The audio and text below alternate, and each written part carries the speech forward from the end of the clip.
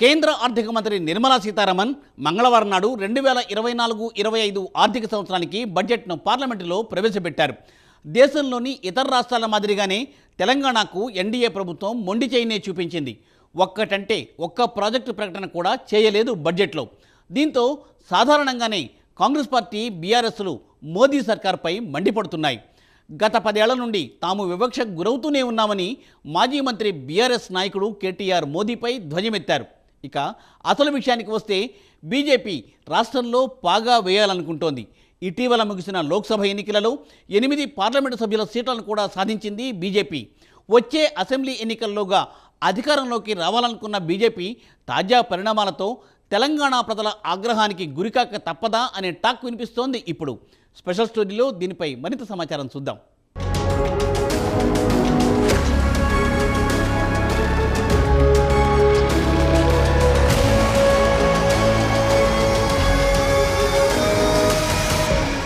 కేంద్ర బడ్జెట్లో తెలంగాణకు మొండి చేయి చూపించింది కేంద్రంలోని మోదీ సర్కార్. ఇక అసలు విషయానికి వస్తే తెలంగాణలో గత దశాబ్ద కాలంగా బీఆర్ఎస్ పార్టీ అధికారంలో ఉంది. కేసీఆర్ ముఖ్యమంత్రిగా ఉన్న కాలంలో తెలంగాణకు కేంద్ర ప్రభుత్వం బడ్జెట్లో పెద్దగా కేటాయింపులు చేయలేదు. ఇక బీఆర్ఎస్ పోయి కాంగ్రెస్ ప్రభుత్వం అధికారంలోకి వచ్చిన తర్వాత కూడా అదే సీన్ రిపీట్ అయింది. బడ్జెట్ కేటాయింపుల్లో తెలంగాణకు జరిగిన అన్యాయం గురించి మాజీ మంత్రి బీఆర్ఎస్ ఎమ్మెల్యే కేటీ రామారావు తీవ్రంగా స్పందించారు. గత దశాబ్ద కాలం నుంచి తాము వివక్షకు గురవుతున్నామని ఆవేదన వ్యక్తం చేశారు. ప్రస్తుతం రాష్ట్రంలో 8 మంది బీజేపీకి చెందిన తెలంగాణ ఎంపీలున్నారు. వారిలో 2 మంత్రులు. ఇంతమంది ఎంపీలు ఉండి కూడా రాష్ట్రానికి నిధులు దక్కించుకోవడంలో ఘోరంగా విఫలమయ్యారని ఆయన బీజేపీ మంత్రులతో పాటు ఎంపీలపై మండిపడ్డారు.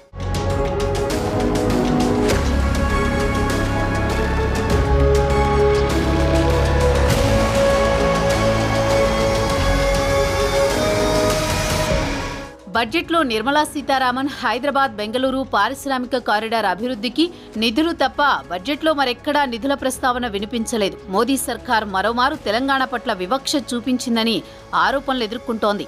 బడ్జెట్లో ప్రకటించిన హైదరాబాద్ బెంగళూరు పారిశ్రామిక కారిడార్ వల్ల రాయలసీమకు ప్రయోజనం కలుగుతుంది తప్ప తెలంగాణకు పెద్ద ప్రయోజనం లేదని కేటీఆర్ బడ్జెట్పై తన అసంతృప్తి వెళ్లగక్కారు.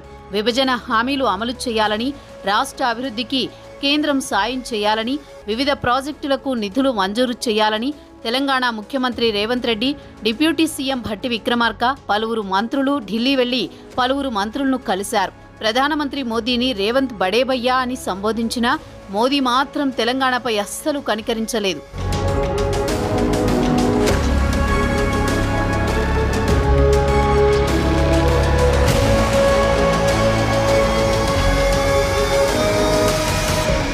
ఇక బలంగా ఉన్న బీఆర్ఎస్ ను క్రమంగా బలహీనం చేసింది మాత్రం బీజేపీకి చెందిన angry young man Bandi Sanjay అని చెప్పుకోవచ్చు. ఆయన అవకాశం దొరికినప్పుడల్లా కేసీఆర్ ను బీఆర్ఎస్ ను ఇరుకున పెట్టారు. ప్రజా వ్యతిరేక విధానాలను ఎప్పటికప్పుడు ఎండగట్టేవారు. రోడ్డుపైకి వచ్చి ధర్నాలు చేసి బీఆర్ఎస్ కు కంటి మీద కునుకు లేకుండా చేశారు.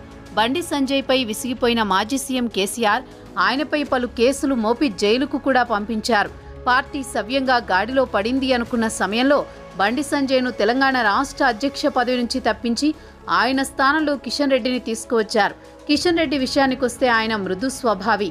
బండి సంజయ్ మాదిరిగా దూకుడు స్వభావం కలిగిన వారు కాదు.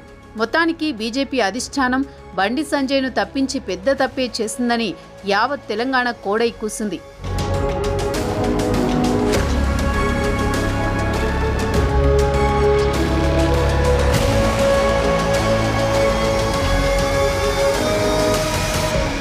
బండి సంజయ్ను తప్పించిన తర్వాత తెలంగాణలో బీజేపీ ఫినిష్ అనే టాక్ వినిపించింది. అయితే ఇటీవల ముగిసిన లోక్సభ ఎన్నికల్లో బీజేపీ గణనీయమైన సీట్లు సాధించింది. మొత్తం 17 పార్లమెంటు సీట్లకు గాను బీజేపీ 8 సీట్లు సాధించింది. కాంగ్రెస్ 8, ఎంఐఎం 1 సీటు దక్కించుకున్నాయి. కేసీఆర్ కు చెందిన బీఆర్ఎస్ 1 సీటు కూడా దక్కించుకోలేదు. బీఆర్ఎస్ కు ప్రజల్లో వ్యతిరేకత బీజేపీకి బాగా కలిసొచ్చింది. ఇటీవల ముగిసిన పార్లమెంట్ ఎన్నికల్లో బీజేపీకి బీఆర్ఎస్ పరోక్షంగా సహకరించిందన్న టాక్ కూడా వినిపించింది.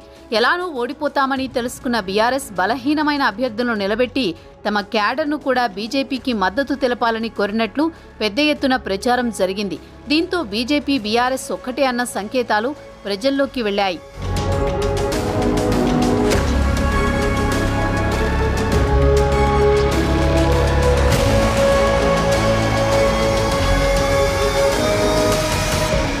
బీజేపీ ప్రస్తుతం ఉత్తరాది రాష్ట్రాల్లో బలహీనపడింది. అలాంటి సమయంలో దక్షిణాది రాష్ట్రాల్లో క్రమంగా పుంజుకోవాలనుకుంటోంది.